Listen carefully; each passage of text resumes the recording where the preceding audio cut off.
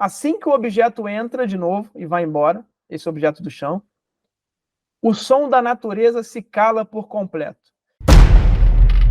Rony Vernet, um pesquisador dos fenômenos anômalos, engenheiro eletrônico da computação, mestrando em física e professor, traz imagens espetaculares de fenômenos anômalos não identificados que estão sobre o Acre neste exato momento, sendo registrados em vídeo, áudio e com os relatos dos moradores, além da pesquisa científica do próprio Rony, que foi até lá para investigar o que está acontecendo na região.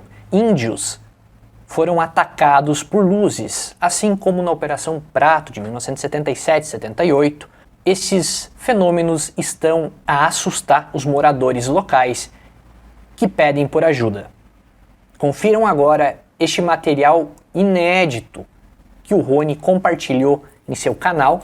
E aqui na descrição desse vídeo eu vou deixar também o link da live completa do Rony para vocês assistirem e, claro, se inscreverem lá no canal, dar aquela força para ele, pois ele está fazendo um trabalho sensacional numa região de difícil acesso, com um orçamento bem apertado e, claro, sendo feito com muito amor à camisa. Então, confiram aí e, claro, não deixe de se inscrever, compartilhar com mais pessoas, curtir esse vídeo, deixar seu comentário e se você quer saber mais sobre os OVNIs, obviamente eu vou deixar aqui embaixo o Guia Prático da Ufologia, nosso livro oficial está à venda para todo o Brasil. Na primeira noite a gente viu uma luz na altura da Copa das Árvores, que estava distante, mas estava numa altura baixa. E ela rodeou a aldeia inteira num 360, como se estivesse monitorando a aldeia. E ela pulsava numa cor laranja muito forte. E os indígenas, meninos, relataram que era aquela uma dos fenômenos que estava aparecendo ali, que é essa foto que eu vou mostrar e explicar para vocês aqui. Tá? Então, essa é a foto que eu tirei, tá? Explicar um pouco para vocês, tá? Ela está um pouco tremida, porque tinha um pouco de vento, e aí esse vento faz essa trepidação. Isso aqui não é o movimento do objeto, tá? Isso é uma foto de 8 segundos, então o objeto não é uma cobra, o objeto é um ponto luminoso, uma esfera luminosa, e ela percorreu todo esse caminho aqui, que eu estou mostrando, em 8 segundos, indo da direita para a esquerda, sempre em direção ao centro, que é o lugar onde a gente estava, tá? As luzes sempre saem e voltam para lá. Então é uma luz laranja, esse mesmo laranja vibrante que vocês estão vendo aqui, era isso aqui que eu via, só que muito mais a olho nu, muito mais vibrante. E você vê que ela alterna entre o laranja neon vibrante e um amarelado, um dourado quase branco. E ela fica alternando dessa forma. Essa é a luz que a gente viu lá.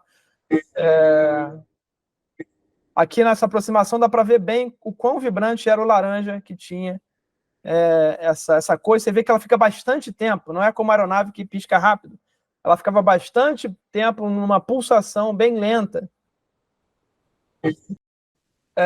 Deixa eu tentar voltar aqui, que eu quero pegar um trechinho. Aqui dá para ver bem, ó, como é que ela alternava entre o laranja e o amarelo aqui nessa imagem. Laranja, amarelo, etc. Obviamente eu escolhi todas as possibilidades de avião, não estava passando nada naquele momento. Naquela intensidade e naquela... Era muito baixo, era na Copa das Árvores, literalmente, estava passando isso aqui. Duvido muito de alguém arriscar algum tipo de drone, e era grande o negócio, eu estimei ter mais ou menos 2 metros de diâmetro isso aqui, um chute que eu coloquei aproximado, então, e num lugar totalmente isolado, no meio da floresta, então duvido muito que fosse algum tipo de drone ou algo do tipo, e depois eu consegui filmar esse fenômeno com os equipamentos, e aí tirou todas as dúvidas de que era algo realmente estranho. Esse mesmo fenômeno que eu fiz no celular, dias depois eu filmei em zoom, 25 vezes zoom ótico nos equipamentos. E aí, onde é que foi instalada os equipamentos? Então, aí eu comecei dia a dia a instalar, uma dificuldade muito grande, era eu sozinho, então eu tive que treinar os meninos. Os meninos hoje conseguem instalar a câmera, conseguem configurar a câmera, conseguem instalar a antena, conseguem configurar o computador. Eu treinei ele ao longo dos dias para fazer isso, meninos muito inteligentes. Mandar um abraço para o Raman, para o Zaquiel, que me ajudaram nessa tarefa, lá os Yanauá, e que hoje estão treinados para serem observadores e treinados para fazerem a manutenção básica desses equipamentos. Brinquei até com eles que eles podem montar uma empresa para começar a instalar isso aí instalar Starlink, eles instalaram tudo. Eu dei uma pequena ajuda orientando, mas eles que fizeram o trabalho praticamente todo lá. Então, a aldeia, ela está localizada a 1,3 quilômetros de onde os equipamentos foram instalados, que é a estação de monitoramento OVNI, que fica no meio da selva, como vocês estão vendo ali, né?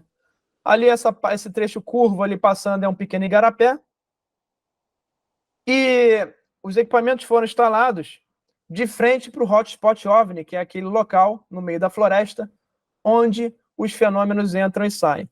Eu fiquei muito impressionado em saber, porque eu perguntei para o Cacique, eu consegui saber a direção que está saindo, porque eu vi os fenômenos saindo dali, entrando e saindo dali. Eu tive certeza de onde era, que é esse local que está apontado aí. Então eu comentei, Cacique, o que é que tem ali nesse local? E ele falou, olha, naquela direção exata tem a Samaúma. A Samaúma, para quem não conhece, alguns chamam de Sumaúma, mas nessa aldeia eles chamam de Samaúma, é um outro nome que a gente usa, é a grande árvore da Amazônia. É a árvore sagrada da Amazônia, que no conhecimento indígena é interpretado como se na raiz dela, na base dela, tivesse um portal de onde entram e saem os seres da floresta. E eu não sabia disso, eu fiquei bastante impactado em saber disso, e é lá que a Samaúma, ela fica localizada exatamente nessa direção. São pouquíssimas Samaúmas, né? São árvores gigantes que podem chegar a 30 metros de altura, verdadeiros prédios, e tem uma nesse local exato. E qual que é a ritualística em termos da Samaúma? Os indígenas não vão lá à noite. É proibido ir na Samaúma à noite, porque eles consideram um local onde tem espíritos bons e maus poderosíssimos que se manifestam ali. E se você não estiver preparado para enfrentá-los, você pode ter graves consequências. Então, eles não vão lá à noite. As crianças são proibidas de frequentar a Samaúma. E eles só vão lá de dia, fazer rituais de dia, né? Então eu pude ir lá de dia também somente. Eu queria fazer uma vigília à noite lá. E o cacique me proibiu expressamente de ir, obviamente eu respeitei. Então não pude ir lá à noite. O que eu quero fazer alguma vez, se tiver autorização da liderança lá? Colocar algumas câmeras, aquelas câmeras de caça, que ficam penduradas em árvore, naquele local e ver se a gente consegue observar alguma coisa. É uma região densa de floresta fechada, tem que atravessar o igarapé para chegar, igarapé que vai até quase a cintura, não é tão simples, não dá para colocar equipamento ali porque é uma floresta muito densa, árvores muito altas, então não dá para colocar um painel solar ali, por exemplo, não dá para colocar um sinal, uma antena, só se criasse uma torre ali, teria que construir uma torre para fazer isso. Aí daria para fazer. Obviamente é um desafio muito caro no meio da floresta fazer isso. Então o que dá para fazer com os recursos que eu tenho hoje é colocar aquelas câmeras de caça na árvore e ver se capta alguma coisa ali.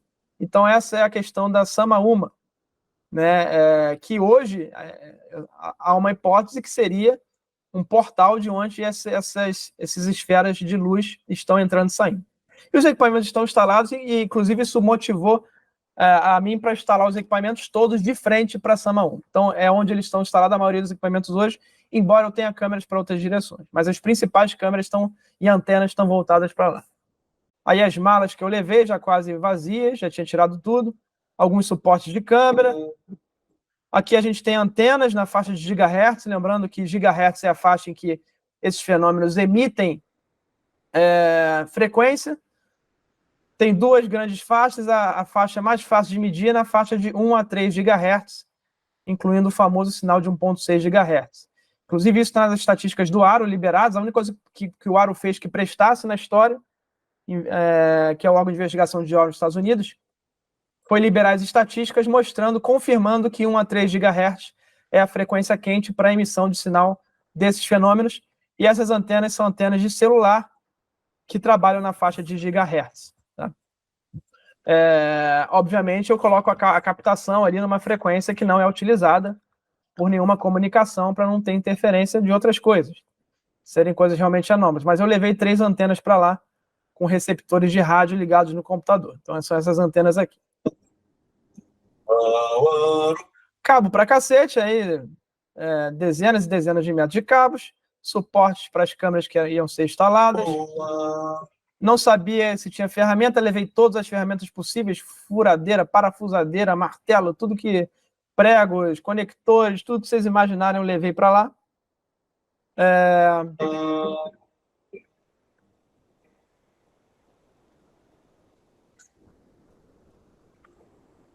Aí a câmera, né?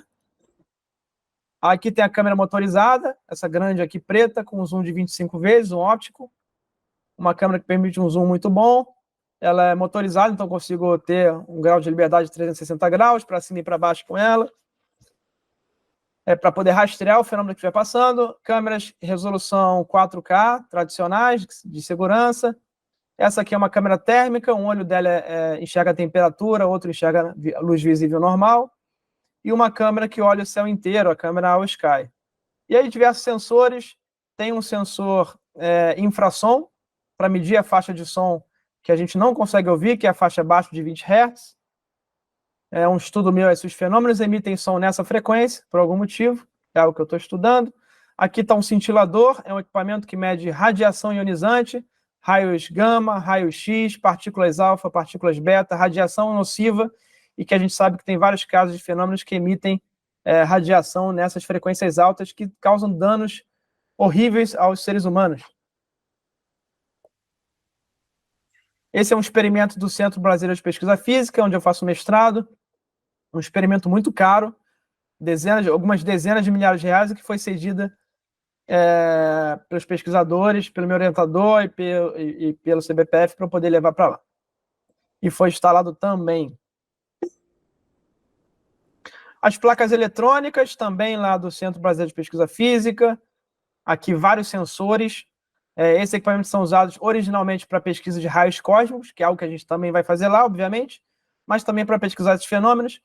Nessas plaquinhas, a gente tem diversos sensores, como acelerômetro, giroscópio, temperatura, pressão, umidade, GPS, magnetômetro, enfim, tudo que vocês imaginarem tem nessa plaquinha aqui para poder medir vários tipos de sinais. Importante, aquela câmera All Sky que eu mostrei tem um microfone muito bom, então eu consigo captar. Uma coisa muito importante, uma das coisas mais importantes, é que eu consigo captar os sons dos fenômenos que estão ali. Tá? Mais antena, como eu falei, eram 3. E aqui a parte mais do computador e dos sensores. Aqui eu tenho antenas Starlink instaladas, uma era da aldeia, a outra eu levei. Tem uma instalação de painel solar lá já pronta, que eu pude utilizar, com inversor, com controlador de energia solar. Aí eu levei 2 monitores, isso aqui eu levei no braço lá, comprei lá no Acre, em Rio Branco, não levei daqui, comprei em Rio Branco. Levei 2 monitores para ficarem lá, vou mostrar para vocês o que tem nesses monitores. Deixa eu voltar aqui. Então aqui nesse primeiro monitor fica... frequência de 1,6 GHz, monitorando na faixa de micro-ondas, o sinal de rádio que eu estou monitorando por aquelas antenas, que está apontada para Samaúma. Aqui tem o sinal do infrassom, e aí aqui tem um mapa de calor mostrando as frequências que o infrassom está medindo, né? Quanto mais amarelinho, mais forte o sinal. Aqui nesse computador ficam as medições de todos os sensores, inclusive radiação ionizante, magnetômetro, enfim, todos aqueles que eu falei para vocês, medindo ali a cada 10 segundos. E aqui a gente tem uma segunda tela, ali era um notebook, né? Aqui a gente tem um segundo monitor, onde a gente tem as 6 câmeras, incluindo a câmera térmica que foi instalada. E aí cabo pra caramba.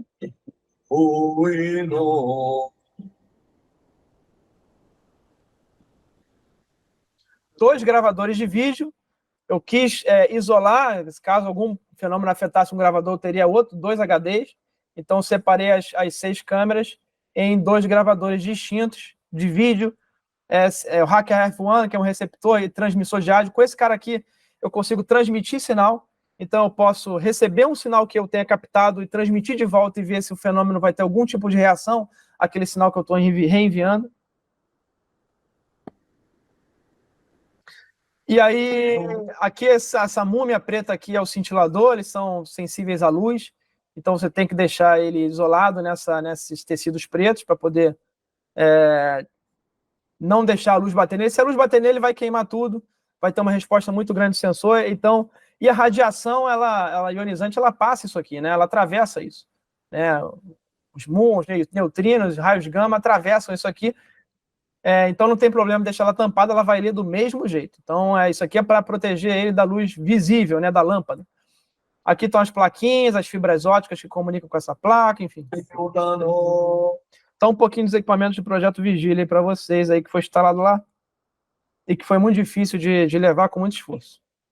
Aqui eu queria mostrar um primeiro fenômeno. Esse vídeo ele vai ser mostrado no documentário na íntegra. O que eu estou liberando são imagens do celular.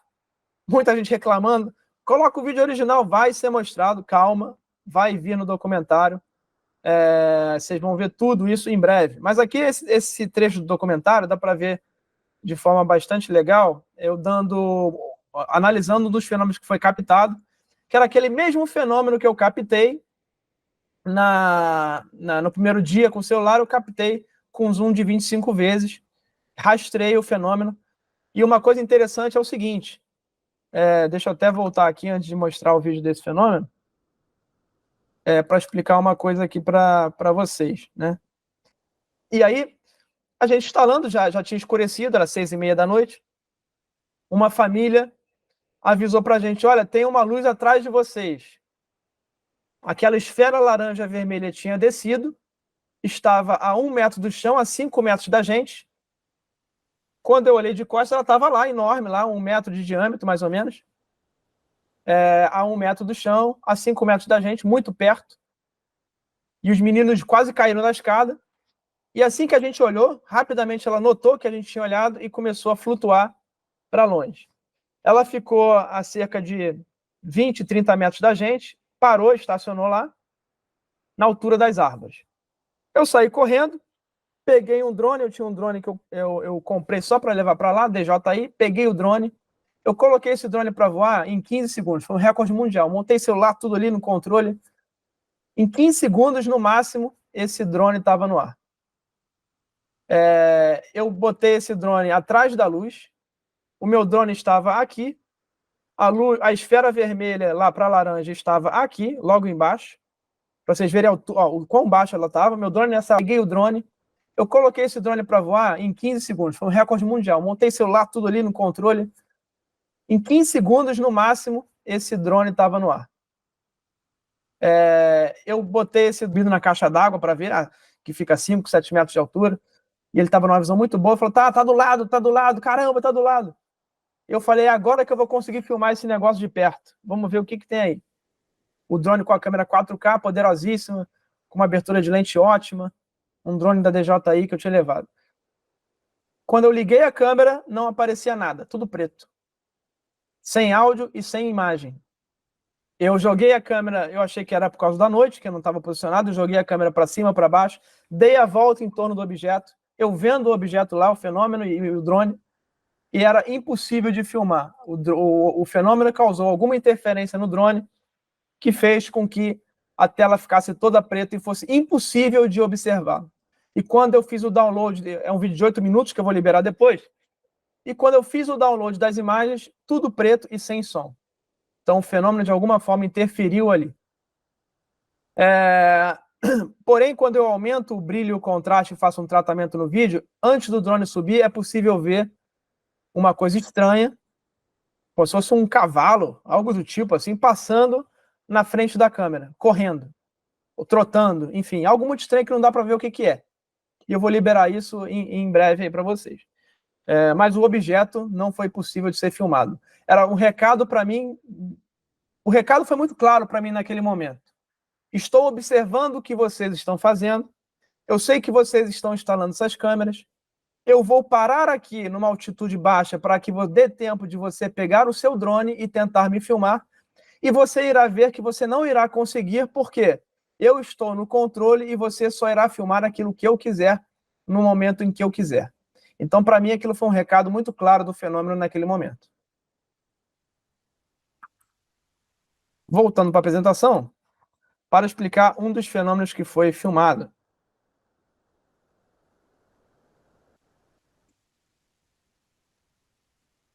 Então aqui é uma imagem de celular da tela lá das câmeras, onde eu filmei esse fenômeno de perto ali com o zoom de 25 vezes. E aí vocês vão ver aqui, e eu vou explicar para vocês um pouco. Então aqui a primeira imagem, vocês veem que ele está laranja, aquele pulso laranja enorme, cor de fogo, que vocês veem aqui, e que eu vi na imagem do celular, só claro, de muito mais longe. Esse fenômeno, quando apaga, ele é composto de dois corpos luminosos, prateados ou brancos, são dois. Não dá para ver se tem uma estrutura escura ali por trás, também nesse nível de detalhe não chega, mas dá para ver que são duas coisas que estão ali quando as luzes se apagam e fica esse prateado, esse corpo branco aqui. E aí vocês veem claramente que tem dois fenômenos se movimentando. Para mim, são dois fenômenos se movimentando juntos. O pessoal pediu para colocar a tela grande. Deixa eu ver se eu consigo. É que eu estou no famigerado Google Meet. Deixa eu ver se eu consigo.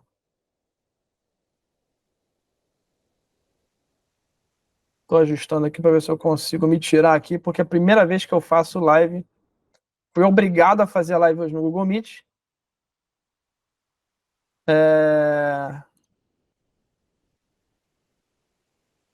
Fazendo alguns ajustes para ver se eu consigo redimensionar essa tela. Só um segundinho. Beleza, deixa eu ver se agora mudou alguma coisa.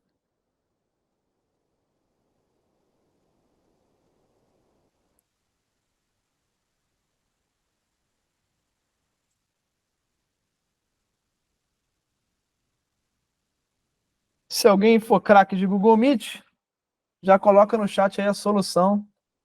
Se eu não conseguir, vai assim mesmo, tá, pessoal? Deixa eu tentar a última vez aqui.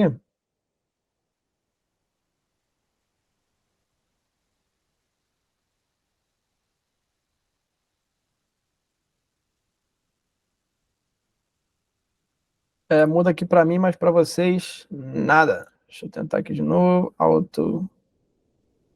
Que nas opções de compartilhamento. Deixa eu parar aqui e voltar para ver se eu consigo mudar aqui, ó. Ok, o pessoal está curioso ali para ver. Eu acho que agora vai, hein? Deixa eu ver aqui se eu consigo. Acho que agora... não tem jeito não, pessoal. Vai assim mesmo, depois eu vou compartilhar esse vídeo com vocês. Mas voltando aqui, deixa eu dar um play aqui. Então esse objeto ele é composto de... Quem estiver na televisão, obviamente, vai conseguir ver melhor. Mas quem estiver no celular, vai com 2 dedinhos na tela e faz assim, dá para aproximar, tá? Fica a dica do pessoal do YouTube aí com o celular. Com 2 dedinhos você consegue dar zoom. Então vamos lá. Aqui dá para ver que são 2 objetos distintos, pelo menos é a interpretação que eu tenho, tá? Quando a luz laranja se apaga. Tá? E aí eles viajam juntos. Tanto é que várias vezes o povo de Yanauá viu 2 esferas andando juntas, tá? Isso era comum lá. E elas indo lá, elas começam a ficar incandescentes, as 2 ficam meio alaranjadas, tá? E uma delas é que explode. Tá? Então, essa enorme luz laranja pulsante que a gente vê é a esfera da frente, o objeto da frente, que está mais à frente, é que faz. Tá? E aí ela fica ali um tempo como essa bola de fogo aparecendo, mas você vê que há um outro objeto atrás também incandescente, só que menorzinho. Tá? Mas quem explode mesmo é o objeto da frente. Beleza? E aqui, de novo, os 2 objetos juntos. Vou passar o vídeo agora na íntegra, para vocês verem.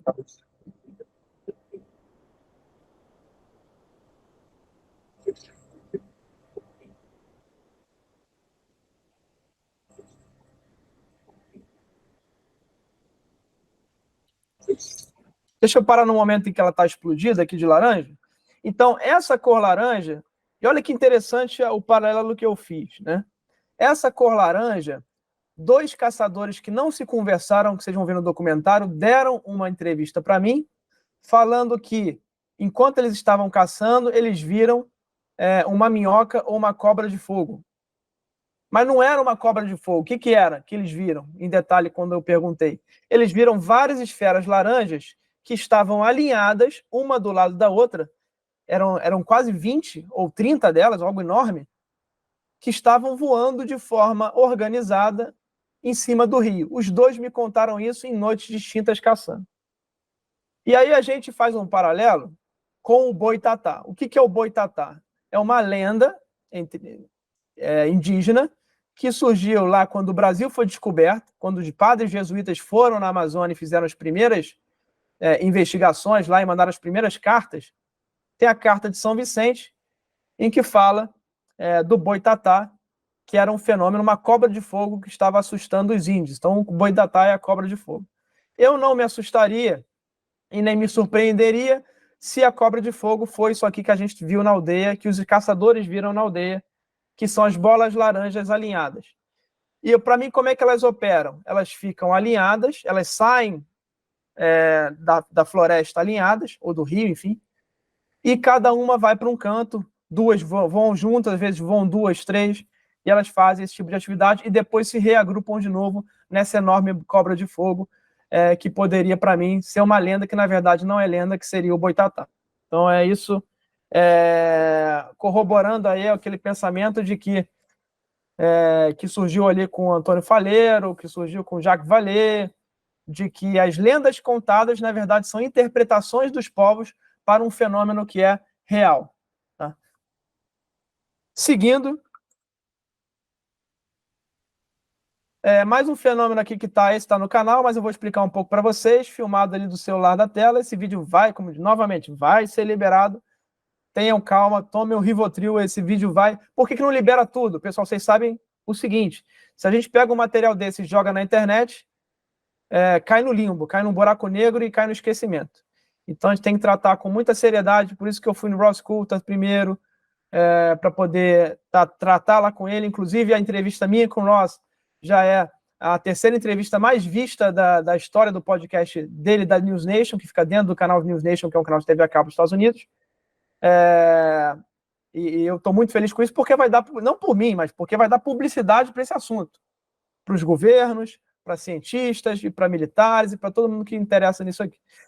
E vamos lá para a filmagem aqui. Então, tudo isso foi filmado no dia que eu estava lá, e olha que interessante, pessoal. Tudo isso foi filmado no dia que eu instalei as câmeras. Então, a minha interpretação é que o fenômeno quis aparecer para as câmeras, ele sabia que as câmeras estavam instaladas porque ele visitou lá a gente no dia anterior, ele quis aparecer nas câmeras por algum motivo. Porque nesse dia, nenhum outro dia teve fenômenos tão próximos quanto esse dia. Eu fiquei lá 10 dias na aldeia. No dia que eu instalei os equipamentos, começou a aparecer de tudo que vocês imaginarem. Tá? Um dos fenômenos que vocês vão ver no documentário é uma nuvem luminosa, como se fosse uma aurora boreal branca. Obviamente, na câmera não fica tão bom quanto a olho nu, por causa da nossa lente é muito melhor, do olho. Mas vocês vão ver com bastante fidelidade na câmera. Inclusive, acho que no trailer tem uma, que eu coloquei no canal, tem uma imagem disso, tá? Depois vocês correm lá para ver se tem. De fato, eu não lembro agora. Mas é uma aurora boreal que chegou próxima da gente. Essa aurora branca, que para mim era como se fosse uma aurora boreal branca. Obviamente não existe isso no Brasil, aurora boreal é só no extremo sul ou norte. Mas é como se fosse uma aurora boreal, só que branca. Ela ela foi se adensando, formou o que a gente acha, pelo menos a minha interpretação dos meninos, como se fosse uma mão, tá? Apontando na direção da floresta, que, pasmem, era a direção justamente de onde os fenômenos estavam entrando e saindo, como se fosse o fenômeno indicando para a gente, olha, tá vendo? É aqui mesmo. Aqui que eles estão entrando e saindo. E essa mão, ela entrou na floresta até desaparecer. Nesse momento começaram em que essa nuvem luminosa estava fazendo esse desenho, eu corri para filmar nos equipamentos. Diversos efeitos poltergeist começaram a acontecer. O rádio começou a comunicar uma voz com ruído que a gente não entendia a língua numa frequência que não é usada pela aldeia, que eu estava usando só para comunicar com os meninos. As lanternas, a bateria começou a ser drenada, todas as baterias foram apagadas, tá? Todas as lanternas. Os celulares foram bloqueados, a gente não conseguia operar os celulares. E um dos meninos, que é o Raman, ele tentou pegar o binóculo para olhar aquela nuvem, o meu binóculo Nikon, e aquele fenômeno paralisou ele. Ele sentiu o corpo dele inchar, igual o cacique contou, o corpo dele inchou, todos os músculos pararam de se mover, e aí eu estava nesse momento operando o equipamento, e o menino gritando, Rony, eu estou paralisado, eu só consigo falar, eu não consigo me mexer. Ele com o binóculo aqui não conseguiu botar no olho, paralisado. Quando ele ia botar no olho, o fenômeno paralisou ele. Pelo menos é isso que a gente interpretou. E eu não sabia se eu ia lá socorrer, se eu continuava filmando, e eu falei assim, olha, se acontecer alguma coisa mais grave, me avisa, que eu vou aí. Mas vai falando comigo. E eu operando lá o equipamento. E aí eu cheguei e voltei, ele estava completamente paralisado, ele não conseguia mover um músculo, só os músculos da fala, da boca, da garganta, o resto todo paralisado, não conseguia, todo duro, e tivemos que tirar o binóculo dele, ele continuou paralisado. Quando o fenômeno entrou na floresta, ele começou a recobrar os movimentos do corpo dele. Isso o afetou bastante. Então, isso é o que aconteceu. Tudo aconteceu nesse dia que vocês imaginarem, aconteceu no dia que eu instalei as câmeras. E como eu disse, os fenômenos apareciam sempre em frente às câmeras, como se quisessem de fato serem registrados. Então é aquilo, o fenômeno aparece da forma que quer, na hora que quer, né? A gente não tem controle sobre nada, quem tem controle são eles. Então vamos ver a filmagem aqui. É aquela mesma luz que eu filmei em zoom, tá? Só que num take diferente. Aqui ela está longe ainda, com pouco zoom. Aí já vem um pouquinho de longe a luz laranja, eu pude seguir ela com a câmera motorizada, dando zoom e aumentando ainda mais o detalhe. E aqui ela estava passeando logo acima da floresta, aí vocês veem algumas... Aqui tem algumas estrelas, alguma coisa é ruído da imagem, tá? Aqui tem uma estrela mais significativa, talvez Vega. E tá lá o fenômeno, lá, aquela luz laranja pulsante, a bola de fogo andando. E aí, quando dá esses saltos, pessoal, isso não é o fenômeno, tá? Isso sou eu indo atrás com a câmera para poder capturar, tá? Eu andando com a câmera que é motorizada. Então, não é o fenômeno se movimentando, sou eu com a câmera movimentando. O fenômeno estava indo em linha reta. Todos os fenômenos, eles andam de forma bastante lenta, uma altitude muito baixa, não em linha reta, mas numa trajetória contínua, sem dar saltos. Tá? E sempre ou entrando e saindo da Samaúma, que é essa região na selva. Tá? Esse salto, novamente, é a câmera, não é o fenômeno. Tá? E aí, olha que interessante. Enquanto ela passava, outros objetos menores, e um deles eu pude registrar depois em uma imagem que está aqui no canal, passavam atrás dele. Quando eu dei zoom nesses objetos, eles eram também bolas de fogo, mas não eram bolas de fogo piscantes. Eram como se fossem orbes laranja contínuos, que não piscavam e que muitos moradores viram lá também. Vocês veem um que vai passar aqui agora. Aqui um andando.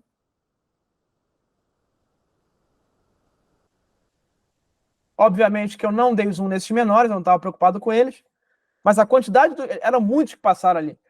No primeiro que passou, eu achei que era um satélite, mas começaram a passar tantos, enquanto eu estava fazendo essa filmagem nesse momento, em todas as direções possíveis, que eu comecei a suspeitar que não, e depois eu filmei um que, de fato, era uma bola de fogo passando. Algum deles pode ser algum satélite? Obviamente que pode, mas eu não dei zoom para poder descobrir naquele momento. E a gente sabe que com os Starlink, né, aparecendo a todo momento, pode ser que alguns deles possam ser assim. Tá? Aqui mais um passando, ó, aqui, ó, pequeno. O interessante, em alguns momentos, essa luz que estava andando, ela parava, ficava estática, como nesse momento que eu flagrei ela aqui. Aqui, nesse momento, ela estava parada, tá? Eu que estava movimentando a câmera. Olha ela aqui de forma intensa, aqui aparecendo. As luzes menores passando.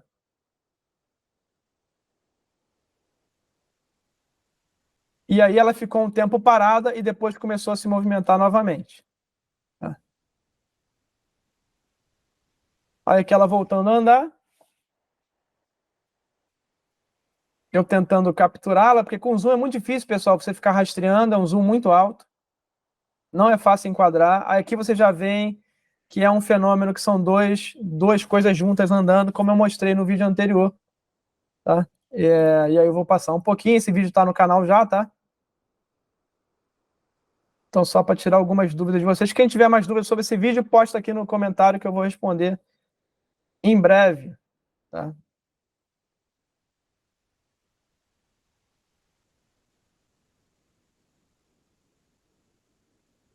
E aí já é o finalzinho. E o interessante é que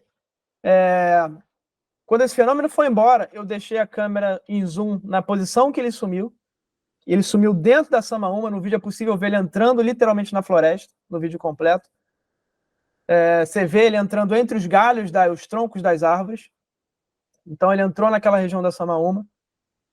E eu deixei a câmera ali naquela posição.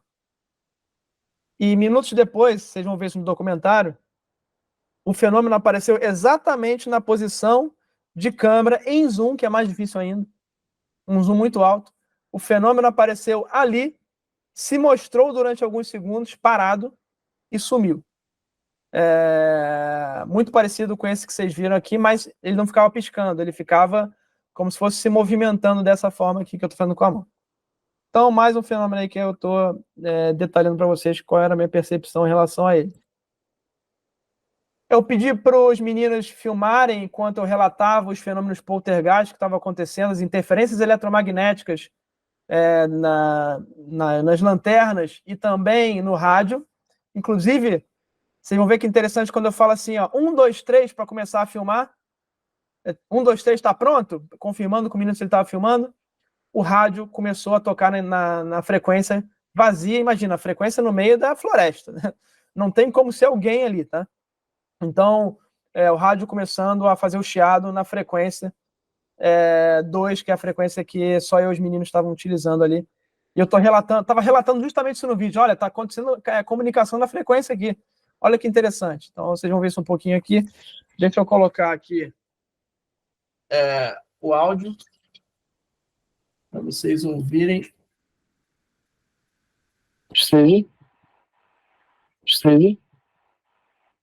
Exatamente quando eu falei 1, 2, 3 e o rádio que estava parado, não estava chiando naquele momento, né? Inclusive, quando parou de chiar, é que eu falei, nossa, eu tenho que gravar isso aqui. Aí eu comecei a falar. Quando eu falo 1, 2, 3 e o rádio começou a pipocar de novo. Só para eu registrar aqui, muita coisa acontecendo. Outra coisa que aconteceu, esse pulo no vídeo não é edição. Esse pulo no vídeo, ele aconteceu sem explicação. Esse é o vídeo original no celular. Não houve esse corte. E por algum motivo, esse corte aconteceu no vídeo original. Sem explicação para isso. Que é esse corte aqui. Só para eu... Isso não é um corte de edição. Isso é um vídeo original no celular, gravando de forma contínua, tá? Mais uma coisa estranha que aconteceu. Só para eu registrar aqui, muita coisa acontecendo. Esse rádio aí tá dando interferência no canal 2, que é o canal que eu tô usando. É o outro que tá no canal 2, né? Acho que é aquele ali. Deixa eu ver qual canal que tá esse aqui. Esse aqui. Esse tá dando interferência agora? O canal 2 que a gente tá usando para falar de OVNI, etc. É o canal que deu interferência. E aí, agora há pouco, começou a dar interferência e a gente viu um objeto. Que eu filmei até, mostra ali a tela, daqui a pouco eu vou botar lá. E eu acabei de ligar essa lanterna, a gente deixou carregando a noite toda, uma lanterna nova, e acabou de descarregar, do nada. Então tá acontecendo vários fenômenos. Veio uma neblina luminosa também, que também filmou, não tão bem quando a gente viu, mas filmou uma neblina luminosa que veio num formato muito doido. O Ramon depois me falar, ele ficou paralisado quando viu a neblina, ficou travado, ele não conseguia se mexer. E depois veio essa luz que sempre parece que está indo pro canto que a gente já conhece, laranja, e eu filmei ela. Então, só para registrar, para não esquecer, tudo isso que está... Então, isso foi logo depois dos fenômenos acontecerem, e eu fiz esse vídeo para registrar, para eu gravar o que estava acontecendo ali. E é uma coisa muito importante, uma das câmeras que está a 7 metros de altura numa caixa d'água, que é a câmera que olha o céu inteiro, ela tem um microfone que consegue capturar toda a natureza da Amazônia naquele local. Em breve vocês vão conhecer Não sei se tem outra gravação de OVNI do lado da câmera, mas vocês vão ouvir como é que é o som de um OVNI, tá? Não sei se era uma nave, não sei o que era, porque aconteceu algo estranho que eu vou explicar daqui a pouco, mas o som vocês conseguem ouvir muito claramente, que é o famoso som de máquina, quase um mantra, do fenômeno que aconteceu, que eu vou mostrar daqui a pouco o vídeo, que você já conhece, mas eu vou detalhar ele, tá? Então, o que é importante aqui? Aqui é um espectro de frequência, onde rosa é a intensidade do sinal, quanto mais rosa, mais forte. E vocês veem que tem um sinal muito característico, que é a batida de coração da selva amazônica, que é esse sinal em 3 kHz.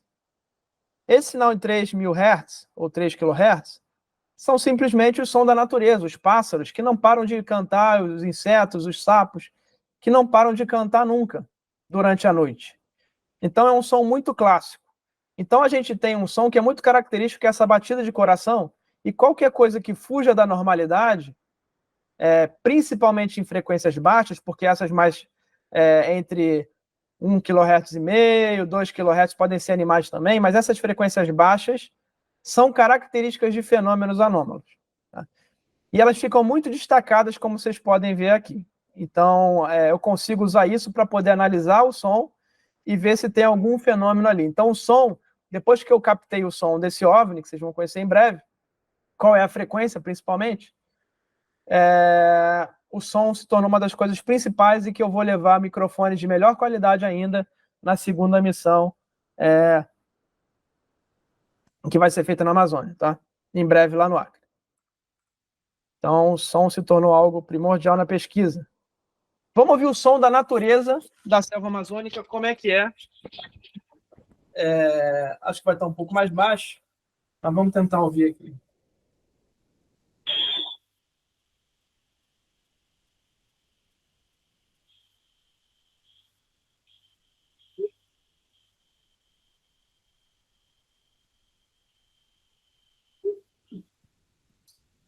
Então, esse ruído aí, ó, pessoal, esse assovio, né? Não sei se deu para ouvir, porque é meio baixinho, não deu tempo de...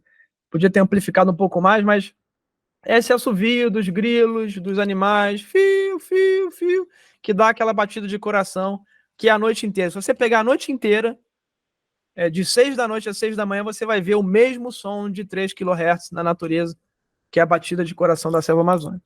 E aí eu começo a captar alguns sons estranhos que eu estou analisando, inclusive algo que parece como uma voz, que são esses sinais de baixa frequência. Deixa eu ver se...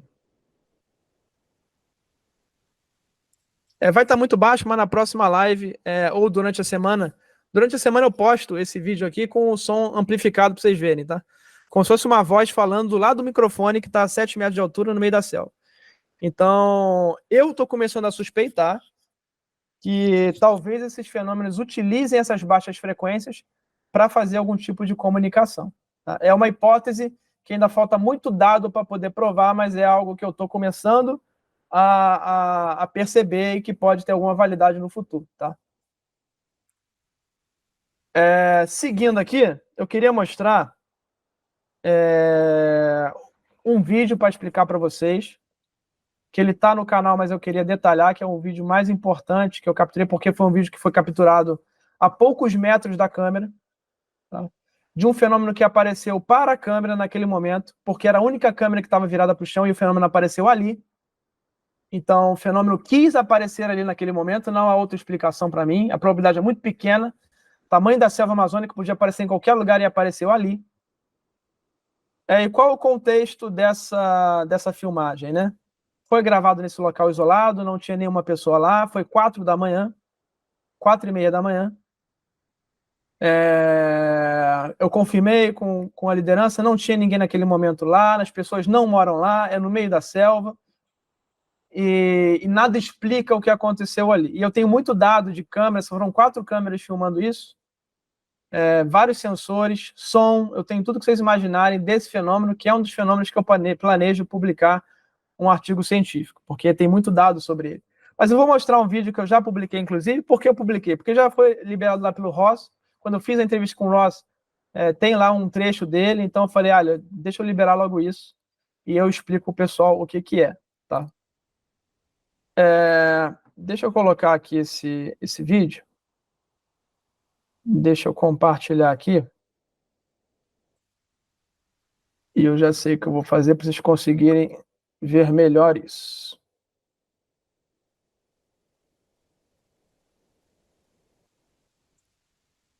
Bom, esse vídeo tá sem áudio, então não precisa. Vocês vão conhecer o áudio dele em breve, mas é o de outra câmera, como eu falei da câmera que olha o céu inteiro. Deixa eu colocar ele aqui, porque eu vou fazer algumas transformações no software que eu uso. Tá? Só um segundo.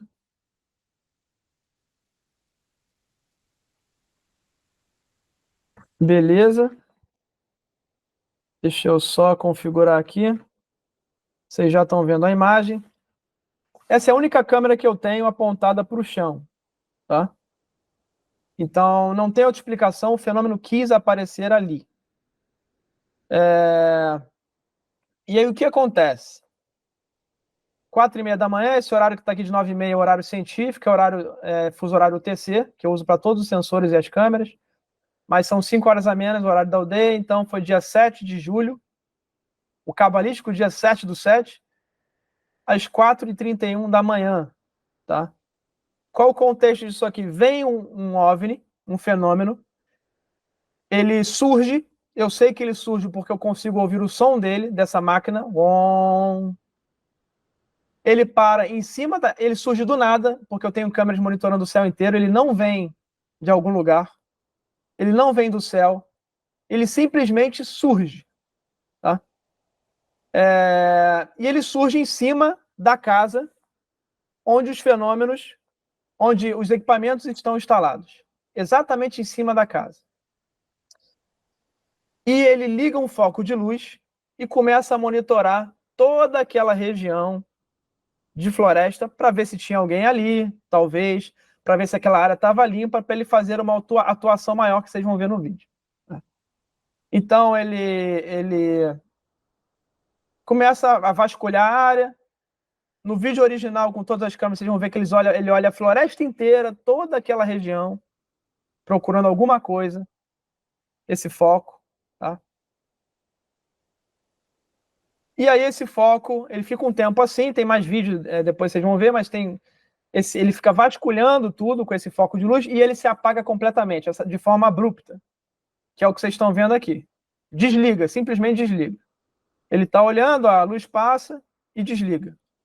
Tá? Fica tudo escuro. Eu interpretei como se fosse assim, olha, eu já fiz o meu escaneamento aqui, já vasculhei tudo, agora eu posso fazer o que eu quero aqui, uma demonstração do que eu quero fazer para a câmera, enfim. E aí, o objeto está aqui, ó, eu estimei que ele está numa altura de 3 a 4 metros de altura, esse objeto. Por quê? Porque a minha câmera que olha o céu inteiro, ela está a cerca de 7 metros de altura em cima da caixa d'água e ela não pegou esse objeto aqui.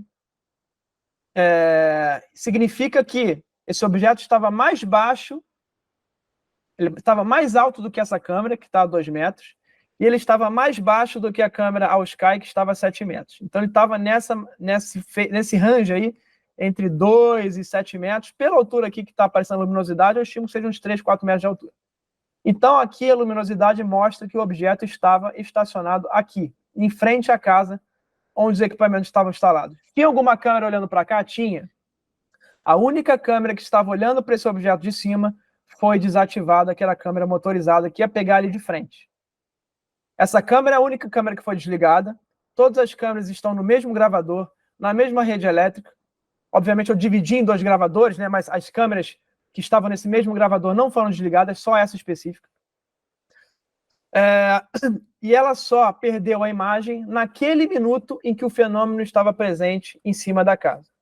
Algo totalmente sem explicação.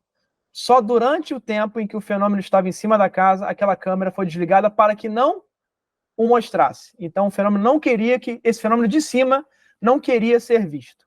Tá? Ele podia ter aparecido mais alto. Se ele aparecesse mais alto, a câmera que olha o céu inteiro teria pego. Ele poderia ter aparecido mais baixo. Se ele está embaixo, essa câmera teria pego. ele poderia ter aparecido de frente para a câmera que estava de frente para ele, mas ele apagou essa câmera. Então, vocês veem o nível de inteligência desse fenômeno aqui. Tá? Isso no meio da selva, novamente frisando. Ele joga, então, esse foco, um novo foco nessa direção, depois que ele apaga. Tá? E aí eu vou passar em câmera lenta. Esse foco, ela vem trazendo esse foco para próximo da câmera. Novamente, esse fenômeno poderia ter acontecido em outro lugar, mas ele traz o foco para próximo do chão, para o centro do chão onde essa câmera estava filmando. E aí a gente começa a ver o formato, né? É um foco de luz retangular.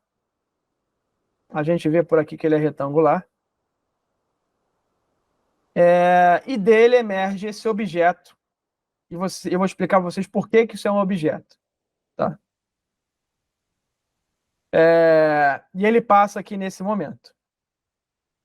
E ele está dentro dessa luz. Então, reparem que luz que eu tenho. Eu tenho uma luz retangular, que cobre essa área inteira. E no centro dela eu tenho esse objeto luminoso branco. Ele é tão branco, que você não consegue ver o chão iluminado. Então, assim, para mim é mais um indício de que é um objeto, porque saturou totalmente a luminosidade da câmera. Isso aqui é como se fosse um sol. Tá? E esse objeto ele se move. Ele vai para o final da frente da casa onde estão os equipamentos e volta. Como se estivesse fazendo um escaneamento da casa onde estão os equipamentos. Tá? Ele ilumina uma área grande. Dá para ver que tudo em volta fica iluminado. Mais um indício para mim de que ele não era simplesmente um foco, uma lanterna, uma iluminação. Era um objeto que irradiava, porque ele é como se fosse um sol que está irradiando luz para todo esse local aqui. Essa luz não é do foco, é a luz do objeto. Tá? E ele irradia para o entorno. Então, se ele irradia para o entorno, não é simplesmente um objeto focando. É um objeto que tem uma luz que está iluminando o local. Então, para mim, mais um indício de que é um segundo objeto. E ele vai para frente da casa e depois ele volta, como se fosse um carrinho. Deixa eu colocar na velocidade normal, para vocês verem.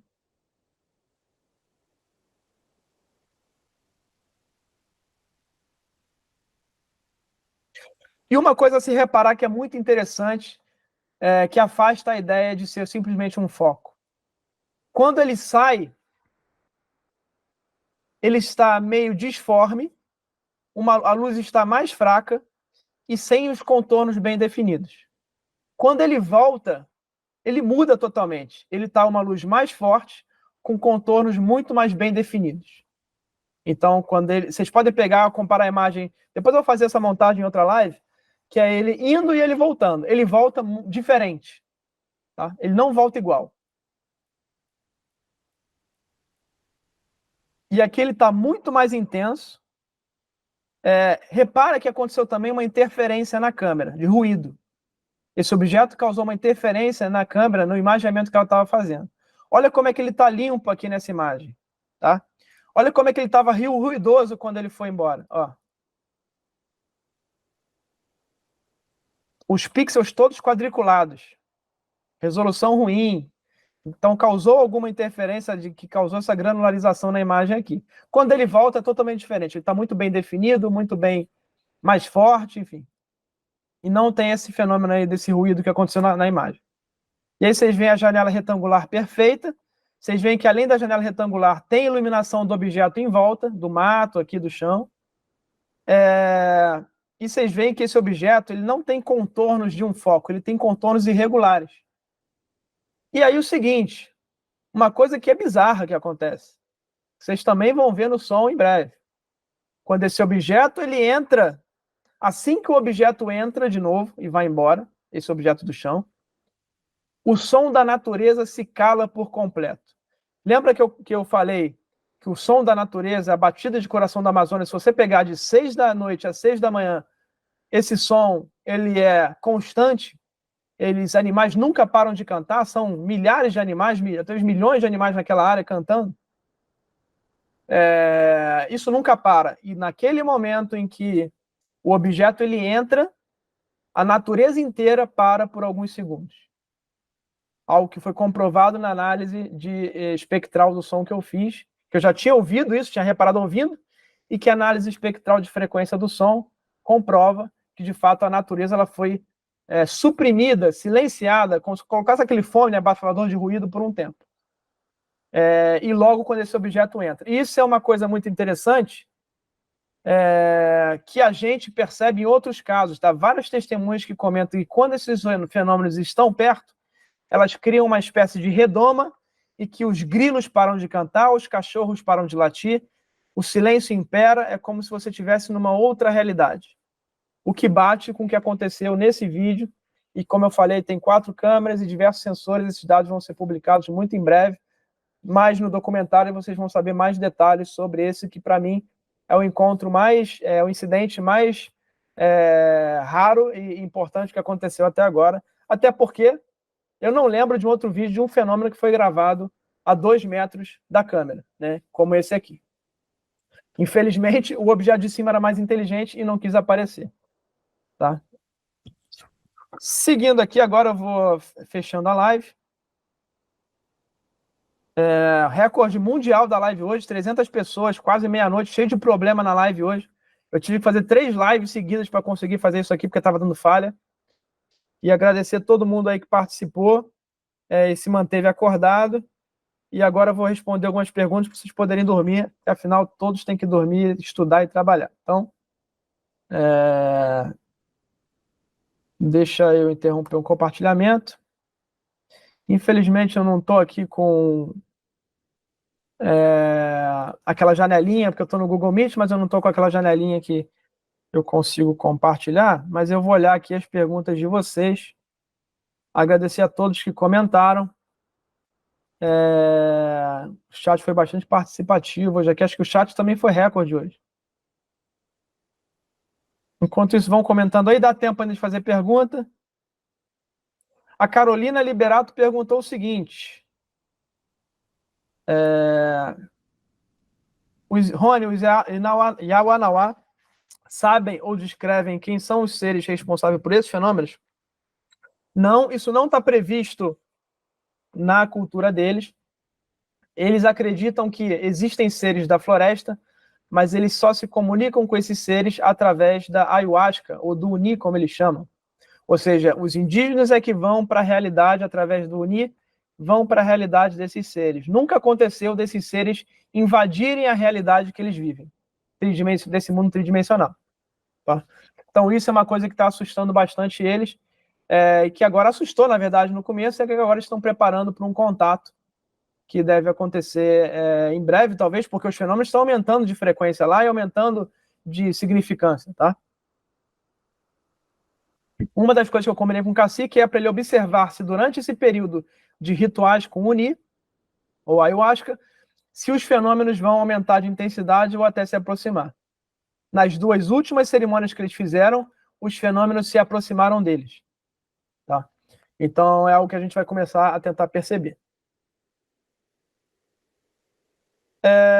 Seguindo aqui. Brenner pergunta, Rony, gostaria de ouvir essas vozes.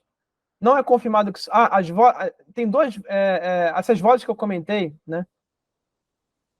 Que são desses sons de baixa frequência, parecem vozes. Eu não posso confirmar para você que são vozes, tá?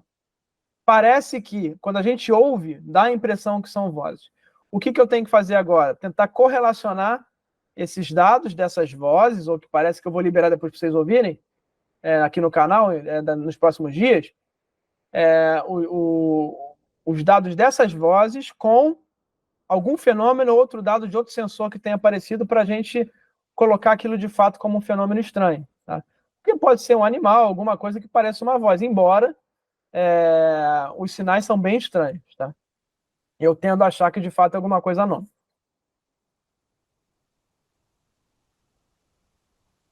Seguindo aqui, Thiago Sodré lembrou lá da lenda da Mãe do Ouro, né? Cada etnia, cada população, ela mostra, ela dá um nome do fenômeno de uma forma. Então, em Minas Gerais, no Rio de Janeiro, é muito comum chamar de Mãe do Ouro. Muita gente fala que onde tem ouro enterrado, essas esferas luminosas, elas entram e saem. né, que seria o local onde tem esse ouro.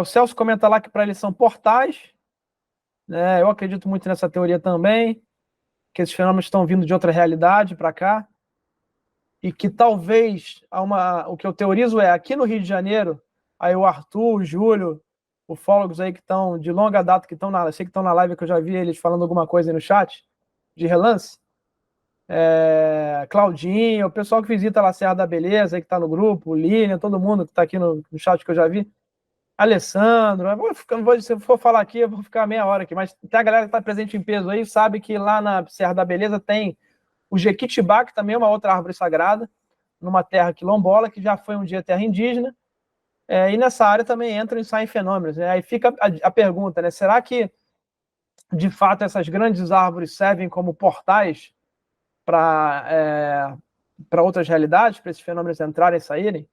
Fica a dúvida aí.